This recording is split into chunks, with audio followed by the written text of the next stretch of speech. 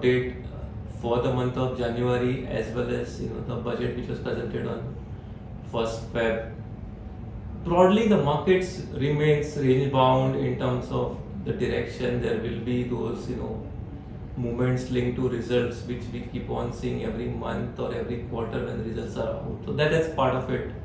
Come to, let's say, budget as a bigger event for this particular month update. So I think budget was presented today, and the good news in the budget, clearly from equity market perspective especially, has been there is no change in the capital gains tax regime, which all of us would have been awaiting the outcome because there was some expectation being built up in media around it.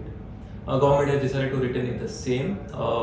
Come to growth, come to macroeconomic indicators, things are reasonably okay.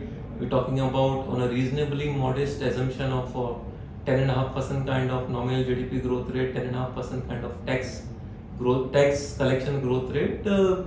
Government is looking to close FY24 at 5.9% fiscal deficit.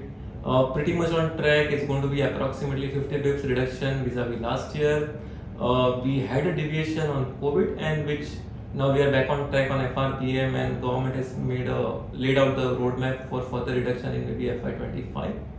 Another good part about the budget clearly is the quality of fiscal deficit, and which says that more money is spent towards productive asset creation through infrastructure route, whether it's rail, road, port, whether it is high-speed rail, etc. I think that part is in place. So any fiscal deficit which ends up creating an asset is always far more valuable than a fiscal deficit which actually ends up spending money. That's the second part.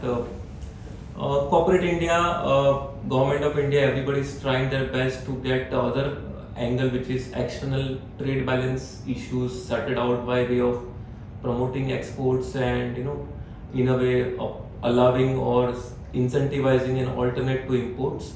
We call it PLI, we call it something called Atmanirbhar Bharat, or we call it promotion of trade and tourism in India, etc. I think those roadmaps are in place. Macro picture is clear.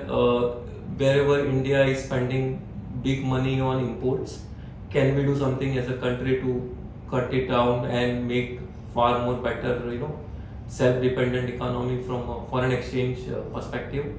That's, I think, mainly there. There'll be obviously some hits and misses. Some sectorals might gain, some sectors might have lost relative attractiveness post the budget, which is a normal feature. A good part about budget really again is that not too many taxes change hand in indirect tax front, so that's the good part.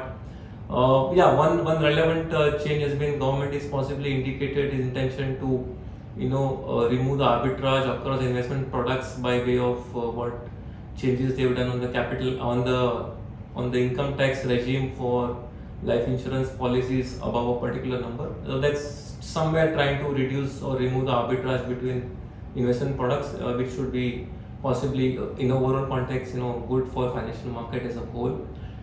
In terms of personal tax rates, some concessions have been given to people at 9 lakhs, 15 lakhs kind of income, as well as people in that highest tax bracket combination. Overall, some of these savings always goes towards consumer spend and to an extent supports economy. So on the whole, I think it's a good budget, pretty much on track on every front.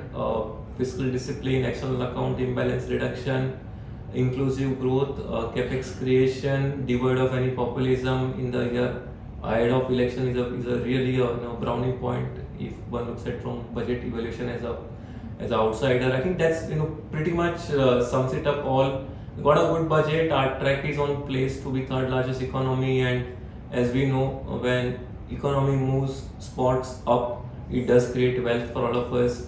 So here is happy investing to all our friends, and we hope to see you back next month. Thanks. Mutual fund investments are subject to market risks. Read all scheme-related documents carefully.